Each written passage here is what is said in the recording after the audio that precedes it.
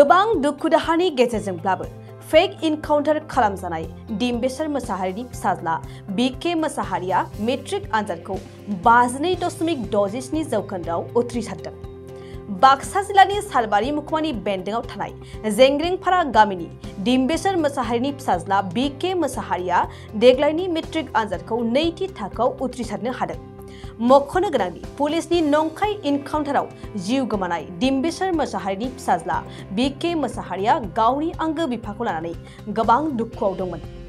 नाथाय दिनैनि फोसावनाय मेट्रिक आनजादनि रिजाल्टआव 52.67 जौखोन्दोजों नैथि थाखोआव बिके मोसाहारिनि उथ्रिसारनाया नखरनि दुखु दाहाखौ एसेब्लाबो रेजें खालामदों।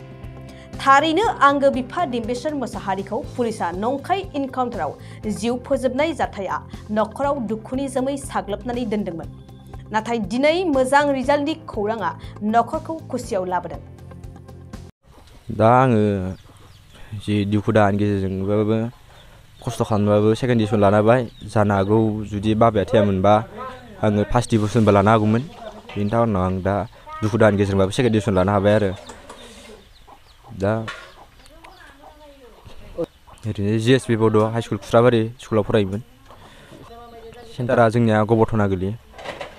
दा आं बेखौनो खावलायहरोदि जे कलेजफोर फरायनायाव माबाफोर जेसेबां खरसा खालामनो हायाबाबो न'निफ्राय सरकारा एसे खरसा मदद होबानो जाबाय होननानै। बेसे पार्सेन्ट मोनदों?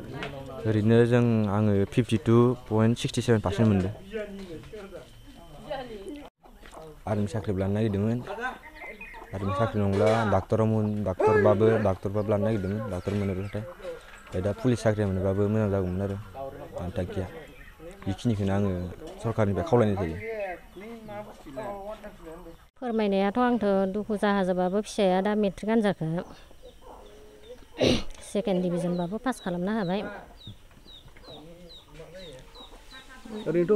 फरायनो मोनाखैबाबो दा माबानानैबाबो एसे माबा खालामनानैबाबो गावनि नाजानायजों हालांबाय आरो दा जों बेखौनो माबायो आरो दा एसे जुदि न'खराव दुखु माबा जायामोनबालाय एसे फार्स्ट डिभिजनफोरखौनो लाखियोमोन खोमा। दा बिदि फरायनाय टिउसन एरिबो होनाय जादिया, फरायनायाबो एसे मोजां जादिया।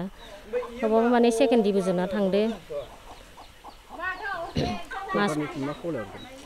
सरकारनिसिम दा आरो न'निफ्रायबोथ' एसे मोजां माबायाव जोङो होनोबो हाया नालाय, एसे माबायावबो जोङो एसे माबा खालामनो हानाय नङा। आं एसे सरकारफोरा माने सहाय खालामहरबा बेखौ मोजां मोनगोन आरो आङो। खौराङाथ' आंनाव बिदि लाहराखै। कास्टम सारा लाहरदोंमोन नामा? कास्टम सारा लाहरदोंमोन आरो खबरखौ। बेखौथ' आंनाव लाहरनो मोनाखै। जोंहा गेदेरफोरनावसो लाहरदों। मा फोरमायदों दा गेदेरफोरासो मिथिसिगौ आरो।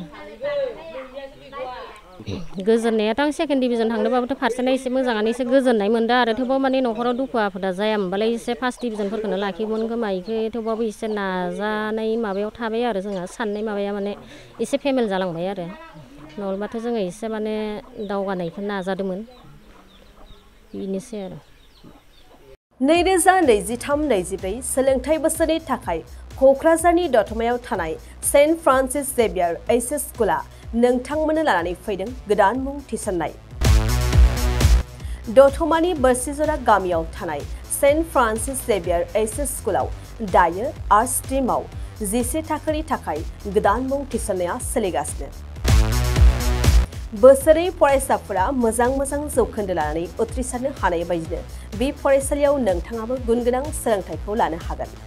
लोगोसेयैनो बे फरायसालियाव सोलोंथाइनि मोजां थासारिखौ बिथा खालामनानै हौवासा आरो हिन्जावसानि थाखाय आलादा हस्टेलनि खाबुबो दं। गोसो गोनां बिजाथि एबा फरायसाफोरा आर्ट्स स्ट्रिमाव 11 थाखोनि थाखाय मुंखौ सेन्ट फ्रान्सिस जेभियार एइचएस स्कुलाव थिसननो हागोन।